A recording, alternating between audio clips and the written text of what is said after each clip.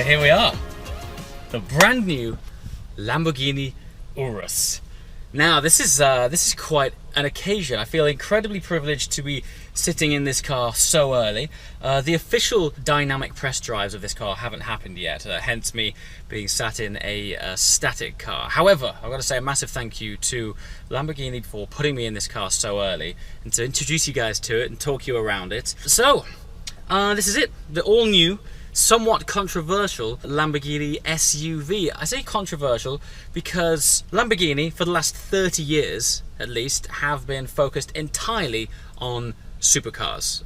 They need no introduction, but the thought of them a few years ago launching a 4x4, a sports utility vehicle, was almost crazy. Then we see the concept car. The aesthetics of that car, I think, caught everyone's attention, and now here we are sat in their very new SUV. Now I say for the last 30 years because actually Lamborghini did once upon a time make an SUV. It was called the LM002. That car predominantly was originally commissioned for military purposes, but it eventually got put into small production, I think of just over around 350 cars for civilian use. And because it was originally developed as a military vehicle, the civilians started referring to it as the Rambo Lambo, which I think is an awesome name. And here we are, fast forwarding 30 years later in their proper SUV, which they are having, might I say, a fantastic first start. Now, less about the history. What are we sat in right now? So, engine, 4-litre, twin-turbo, V8, 641 horsepower, sir.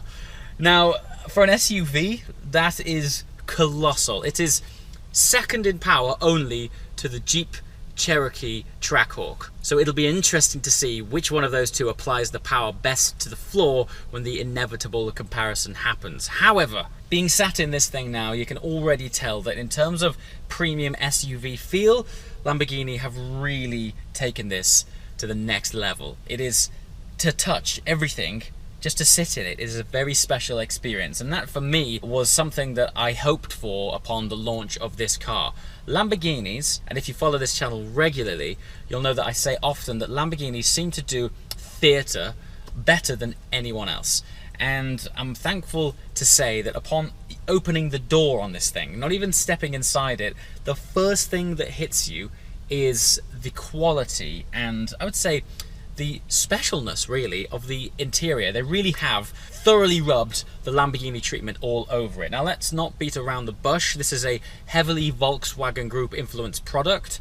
It's sharing the same underpinnings as the Q7 and the Bentayga. However, I have to say, stepping into it, while there is this sort of undertone of VAG Group feel about it, it is distinctly Lamborghini in every single way. That angular design language, which is prolific throughout Lamborghini these days, is very evident in this car, and so there is absolutely no mistake that despite there being some familiar switchgear from the Volkswagen Audi group in here, majoritively just being in it is beautiful. Back to that engine. So with 641 brake horsepower comes a 0 to 60 time of 3.5 seconds. Now let's just put that into a bit of context. I remember when Lamborghini themselves launched their Gallardo supercar only a few years ago. That had a very similar 0 to 60 speed. And today we find ourselves in this very practical 4-seater 4x4 SUV pushing out the same 0 to 60 times. So I cannot wait to experience the drive of this car. Also, it's running a twin turbocharged engine. So while in the past Lamborghini cars have been naturally aspirated, I would imagine the assistance of the extra torque in this is going to make it an absolute wonder to drive. Now don't forget, as an SUV, as a 4x4, this is a car that is very much designed to be driven and used every single day. The boot is huge, it looks practical, but still constructed with very plush surroundings, so your designer bag will look perfect amongst the resplendent Alcantara and leather trim boot. But what is unique about the Urus, which I can't talk about with confidence yet because I haven't actually driven it, but the idea of this car and what sets it apart is the fact that Lamborghini are claiming that it is as good in the sand dunes as it is on a dynamic handling road. So the idea is that you can take this thing off-roading, plow it through the desert, do all of your practical utility functions that cars like this are typically all about, but then, dare I say it, you could take it to the track. Now don't get me wrong, this isn't a track car by any means, but Lamborghini are saying that they have blurred the lines between practicality and sportiness. So to be able to experience that, it's going to be a wonder. Now I don't doubt it. In this day and age, I'm jumping into supercars, never mind SUVs, that are reverse engineering that very process. There's supercars that you look at on paper and they're over 700 horsepower and their 0 to 60 times are in the 2.5 second region, and you spend time in them and you could daily them. So if Lamborghini have taken that concept and done it the other way around and taken a platform that is dailyable, a very practical and plush inside, but you can flick a switch and it turns into a raving performance animal, I am all for that. Now, speaking of performance, despite the fact that the underpinnings of this car are based on Volkswagen's MLB platform, which is the Bentayga, the Q7, the Porsche Cayenne, obviously Lamborghini have applied their own tuning to it, and they are promising that this thing is going to outperform all of those cars, which is something I guess you would expect, but it's nice to know that they're putting a lot of emphasis on performance to still reinforce the Lamborghini heritage. So, of course, 4x4. However, the fun doesn't stop there. It has a locking center diff, which is able to send up to 70% of the torque to the front, or up to 87% to the rear. So maybe we're going to be seeing these SUVs going a little bit sideways at some point. Who knows? I just can't wait to experience it personally behind the wheel. Aesthetics. Of course, the majority of people so far have only seen videos of this car online, pictures, etc. I'm so happy to say that in person, the sculpture is awesome. It looks fantastic. It has a lot of presence, and right now we are in the world's largest Lamborghini showroom out here in Dubai, and even in this environment, which makes you a little bit jaded, it is still a wonder for the eyes. But I would imagine that when you plonk this thing into the reality of the roads, it's going to look absolutely stunning. Now I think the wheels that this is currently sat on are the 22-inch, which looks fantastic, but there is also going to be the option of a 23-inch wheel, which are going to fill those arches beautifully. I'm not sure how much that would compromise the ride quality. However, this does have air suspension, so maybe it's going to be calibrated with those 23-inch wheels in favor, and it'll still ride as supple as you might hope for. Let's talk about the interior. So one of the standout features in this car is what I've started referring to as these control cylinders.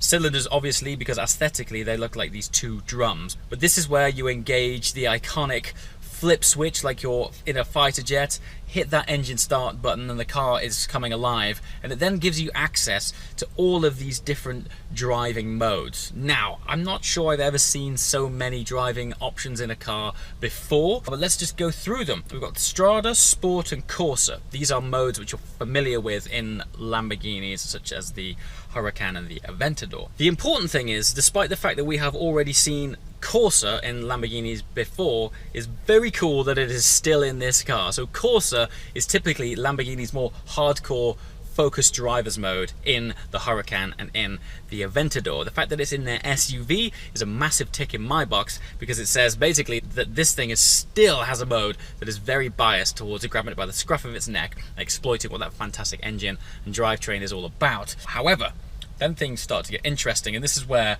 this new realm of Lamborghini, which we've never seen before, opens up new driving experiences. So we've got Sabir, Terra and Neve, and also we have 3 brand new modes never seen before in a Lamborghini. Sabir, sand mode; Terra, earth mode; and Neve, forgive my poor pronunciation of Italian, but essentially snow mode. So this thing's breadth of ability on one cylinder here has 6 different driving modes on one option. So it's going to be crazy to see the breadth of ability this thing has when it's out in the real world. Now, one other important thing to mention about the Urus platform as a whole that hasn't really been touched upon too much is that we know that the Urus is going to debut Lamborghini's first ever hybrid system. Now, this car doesn't have it. The launch car will not have it, but eventually Lamborghini will debut their first hybrid in the Urus. So not only is this a significant model because it's their first, I would say, proper attempt at an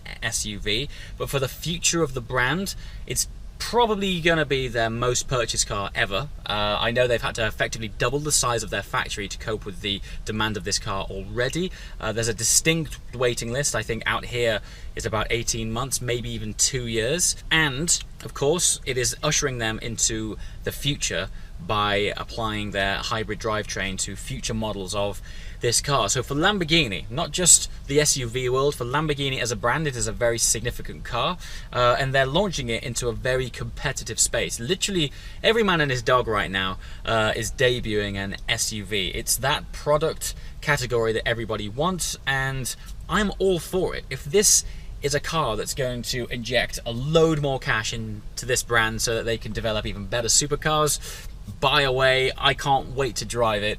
Aesthetically, I think it looks fantastic. I'm really hoping that despite this being a more conservative vehicle in the Lamborghini family, I'm really hoping that some people just go crazy on them and spec some of the wild colors that are currently in the Lamborghini palette.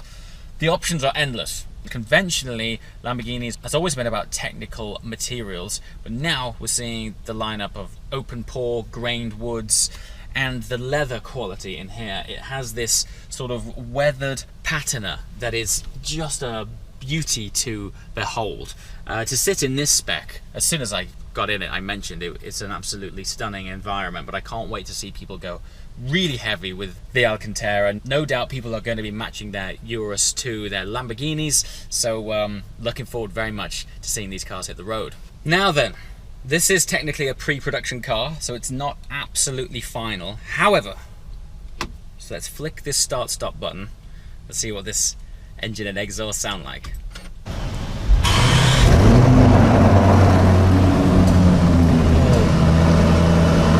Wow. Yes, I would like one. As always, guys, thanks for watching. I'll see you next time. Ciao.